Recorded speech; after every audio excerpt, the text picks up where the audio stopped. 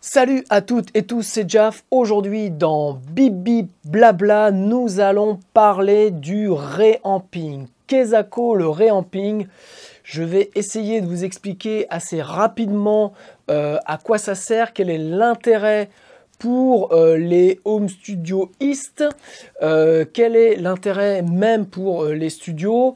En fait, pourquoi le reamping est un outil qui peut être utilisé dans beaucoup de situations et qui peut vraiment aider les home studios. Voilà, n'hésitez pas à aller vous abonner à ma chaîne YouTube. Je vous remercie d'avance.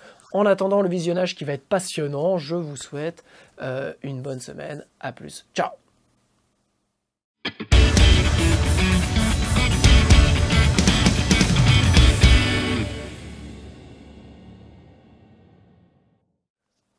Ok, donc qu'est-ce qui se cache derrière ce mot, cet anglicisme, le reamping? Alors c'est une technique qui est assez simple en fait, qui consiste à enregistrer une DI, donc ce qu'on appelle une DI, pardon, une Direct Injection, qui est donc le signal de votre guitare électrique ou de votre basse, et en fait donc d'enregistrer le signal, on va dire, pur de la guitare, et de le retraiter via un ampli. Alors, en fait, l'intérêt, il est de pouvoir enregistrer des guitares à la maison avec juste une carte son et un ordinateur.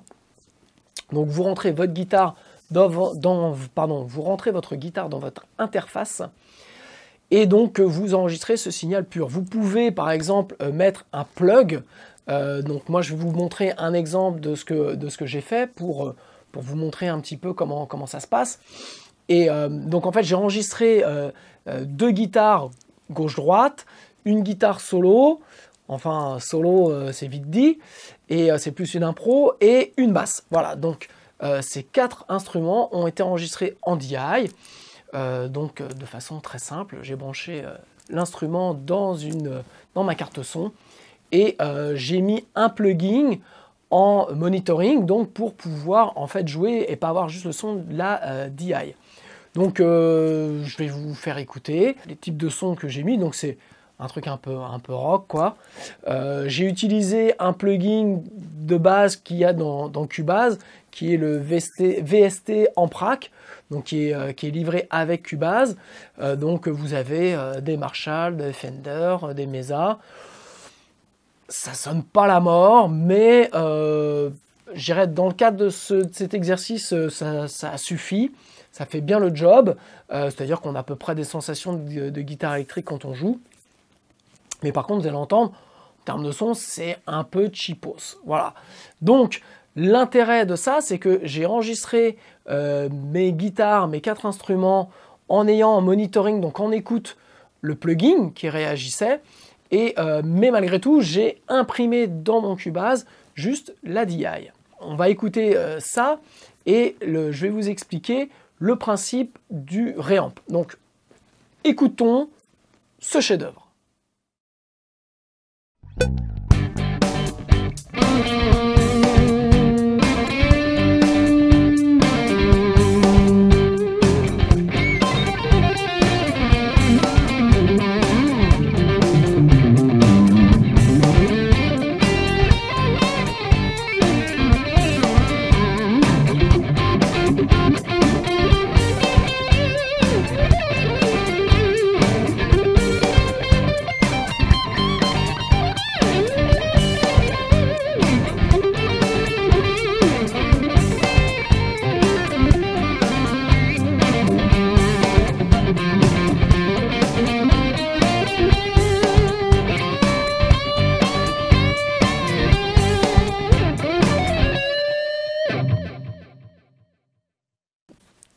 Ok, je ne vous ai pas menti, c'est vraiment un chef-d'œuvre. Donc vous voyez le son qui est traité, qui est brut, hein, j'ai aucun traitement.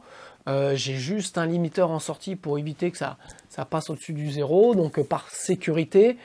Mais j'ai la DI avec le plugin, donc le VST Amprac de Cubase, et point barre. Voilà. Et la DI pour la basse, En fait, il n'y a même pas d'ampli, je n'ai mis que la DI. Voilà, donc c'est très très basique, c'est très très simple, mais ça permet malgré tout de pouvoir enregistrer une prestation. Et c'est tout l'intérêt, c'est ce que j'aime bien avec ce principe de Reamp, c'est que vous pouvez travailler chez vous, donc à moindre coût, enregistrer toutes vos guitares, empiler toutes vos guitares, et donc le principe après, c'est d'aller dans un studio où vous pouvez le faire et d'utiliser une petite boîte. Donc moi je vais essayer, voilà, c'est celle-ci. Donc moi c'est une Radial Reamp JCR Studio Reamper.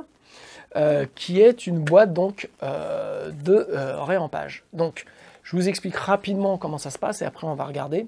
Chaque piste de DI que j'ai enregistré, de guitare, je le réaffecte à une sortie de ma carte son, donc une sortie lambda. De cette sortie, je rentre dans l'input donc de ma boîte de réamp et le output, je vais directement à une tête d'ampli. Et là, en fait, donc le signal qui a été enregistré repasse dans cette boîte qui, je pense, remet à la bonne impédance, règle les niveaux et écho aux caisses pour pouvoir réattaquer le signal dans une tête d'ampli, parce que vous ne pouvez pas sortir d'une interface audio et rattaquer directement votre tête d'ampli, parce que je pense que vous allez faire bobo à la tête. Voilà, ça va faire bobo tête-tête, comme on dit. Donc, vous êtes obligé de passer par une boîte de réamp. Donc, moi, j'ai une Radial parce que voilà, Radial, c'est ce qui marche le mieux. Il y en a d'autres qui sont moins chers. Vous avez maintenant même des cartes son, mais là, c'est des cartes son un peu plus haut de gamme qui sont équipées de sorties donc, de réampage. Donc, en interne, dans la carte son, le réamp se fait. Mais sinon, bah, voilà, je vous conseille d'acheter ça ou alors d'aller dans des studios qui ont ce genre de choses. Et donc l'intérêt, c'est de pouvoir, d'avoir travaillé votre artistique et vos guitares, donc d'avoir vraiment réalisé votre morceau. Vous ne vous occupez plus du jeu, vous vous occupez uniquement de la production et du son. Donc voilà, je vais vous montrer un petit peu, c'est ce que j'ai fait là, simplement. Et donc, vous gagnez du temps. Donc, si vous allez dans un studio, bah, vous ne passez pas, je dirais, du temps à jouer vos parties. Vous arrivez avec votre disque dur et dans le studio, ils vont le remettre dans une session et ils vont faire ce que je fais là. Donc, ils vont les ressortir et réattaquer leur tête d'ampli ou votre tête d'ampli si vous venez avec. Et soit le mettre directement dans un baffle ou ils vont mettre des micros et faire une prod, soit faire ce que moi je vais faire là pour que ça aille plus vite, c'est-à-dire ce que je fais dans tous mes tutos, c'est-à-dire que mes têtes d'ampli sortent sur ma Reload Box sûre et donc je re-rentre dans ma carte son et je mets une impulse de baffle. Aujourd'hui, je vais travailler une fois de plus avec mes impulses préférés qui sont les 3 Sigma Audio de mémoire. On va revérifier, mais j'ai mis sur la tête Marshall, j'ai mis un baffle iWatt et sur le orange, puisque je vais utiliser le orange, j'ai mis, je crois, un orange. Voilà, donc on va regarder, je vais faire ça assez vite. Donc voilà, j'espère que je vous ai expliqué le principe du réampage. Donc j'enregistre une DI à la maison, j'ai tout le temps qu'il faut pour bosser et je ne paye pas la bande et je ne paye pas de studio. Donc économie. Une fois que mes sessions, mes montages, tout est prêt, que ça sonne exactement comme je veux techniquement et dans le jeu, je vais me préoccuper du son et donc dans ce cas-là, là, je fais du réampage avec des vrais amplis. Vous pouvez même remettre des effets puisqu'en fait, vous pouvez repasser dans un signal simple comme une guitare. Donc vous pouvez remettre des chorus, des distos, enfin vous pouvez mettre ce que vous voulez. Donc vous pouvez en fait consacrer votre temps vraiment à la production de votre son et donc vous pouvez faire différents essais, vous pouvez en empiler sur une même prise, sur un même track de DI, vous pouvez enregistrer par exemple 2 ou 3 amplis différents, ce qui va vous permettre d'épaissir le son, ce qui va vous permettre vraiment d'aller chercher des choses et de faire des choix au moment ensuite du mix et en fait de le faire assez rapidement où vous n'êtes plus en train de jouer, c'est fait, ça a été fait à la maison et là vous êtes vraiment sur la production. Voilà, donc je vais vous montrer comment j'ai fait sur le chef-d'œuvre que vous avez entendu avant, qui était qu'avec des VST en Prague de Cubase, donc de base, comment on réampe. À tout de suite.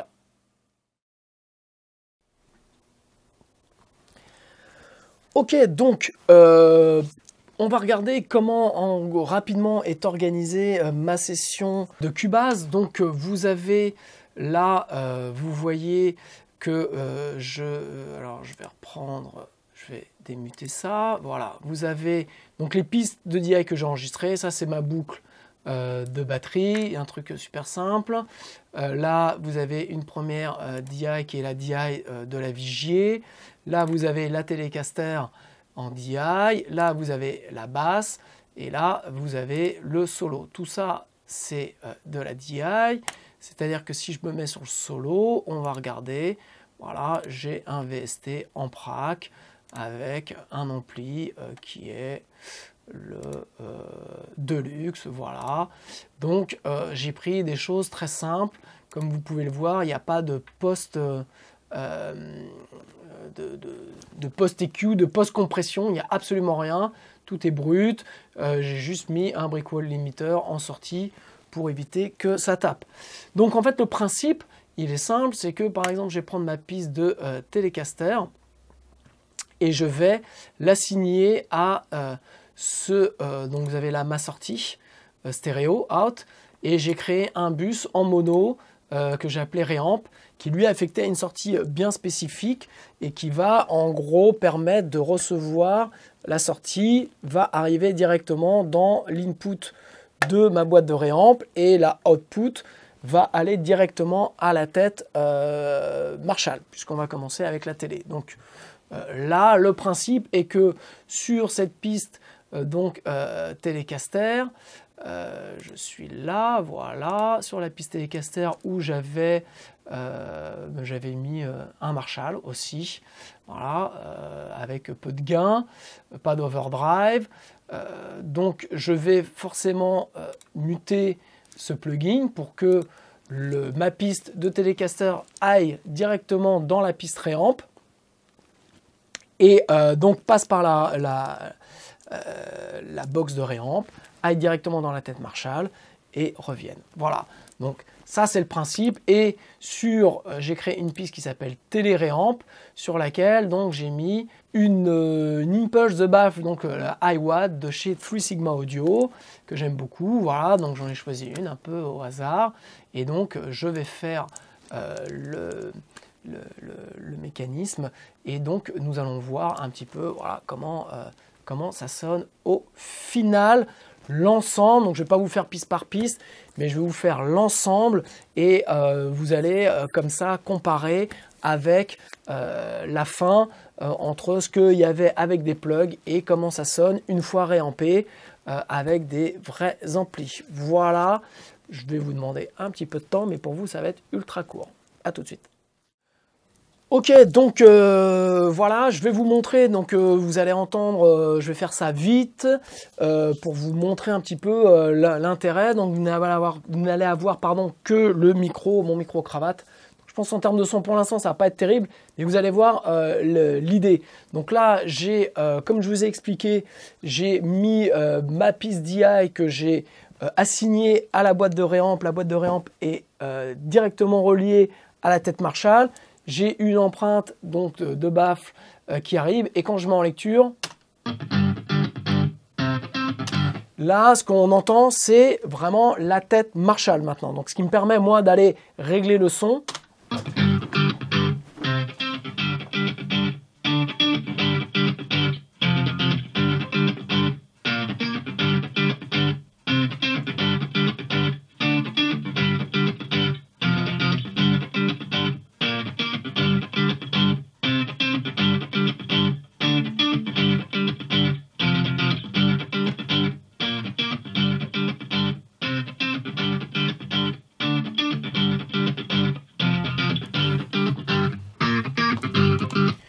Voilà, donc j'ai fait quelque chose qui m'a permis de pouvoir régler le gain de mon ampli, ce qui m'a permis de régler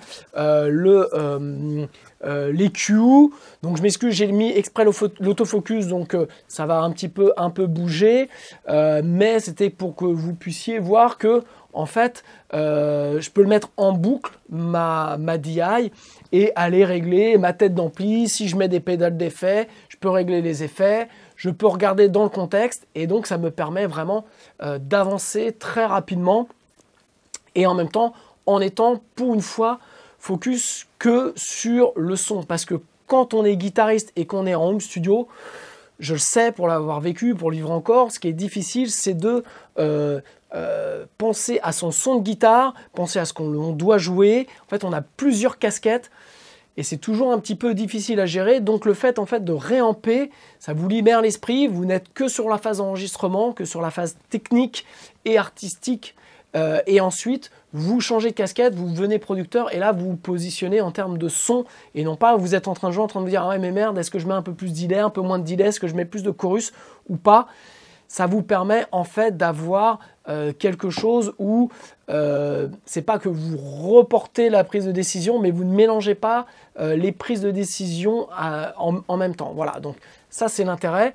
Donc je vais vous passer, je vais faire ça pour comment ça s'appelle, pour toutes les guitares, pour les solos, et puis on se retrouve une fois que c'est tout est mis et on va comparer avant, après. À tout de suite. Ok, donc j'ai fini de réamper tous les instruments, guitare gauche, guitare droite, basse, que j'ai réampé avec mon préamp EBS, et la guitare solo, donc que j'ai repassé simplement dans la tête orange, ma petite tête orange Jim Root, signature que j'aime beaucoup. Voilà, donc maintenant nous allons écouter la nouvelle version, si je puis dire, avec des vrais amplis, et après je vais vous mettre une comparaison avant-après. Voilà.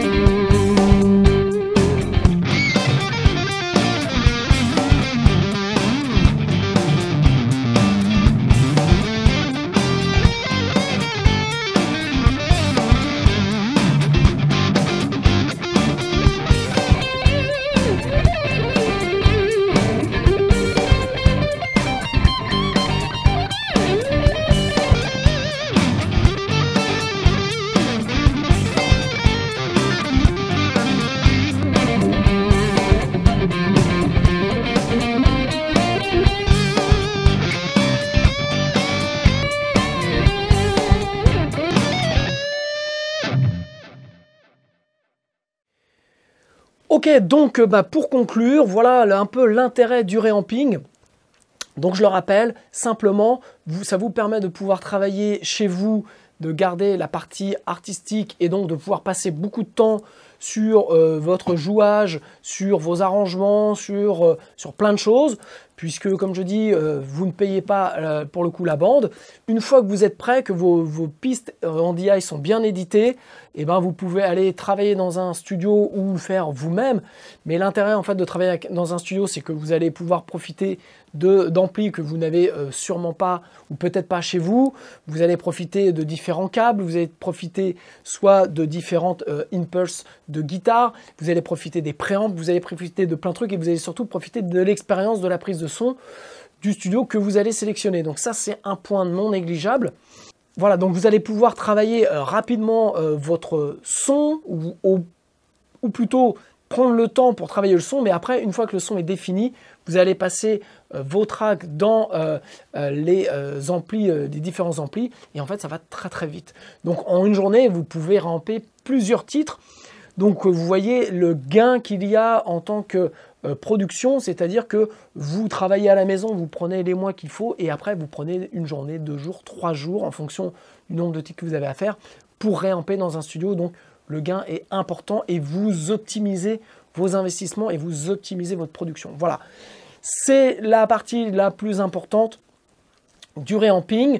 Vous pouvez ensuite pouvoir, comme je vous l'ai déjà dit, pouvoir empiler avec une DI, empiler par exemple 2 ou 3 amplis différents pour aller vraiment, par exemple, prendre un Mesa pour un son un peu plus gras, prendre un Marshall pour avoir un peu plus d'attaque et pourquoi pas prendre un Fender pour avoir le haut, et vous combinez les trois et vous avez un son qui est complètement unique et qui contient tout le spectre parce que vous avez 3 amplis différents. C'est ce que font beaucoup de producteurs.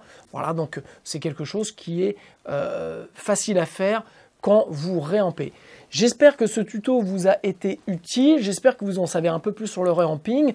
N'hésitez pas à me marquer en bas vos commentaires et vos avis sur le sujet, et surtout, n'hésitez pas à vous abonner à ma chaîne YouTube si vous avez aimé ce tuto, et vous avez une petite cloche que vous pouvez cliquer, sur laquelle vous pouvez cliquer et qui vous avertira de mes prochains tutos. Voilà, je vous embrasse, je vous dis à la semaine prochaine et bonne semaine et bon réamping. Alors, ciao!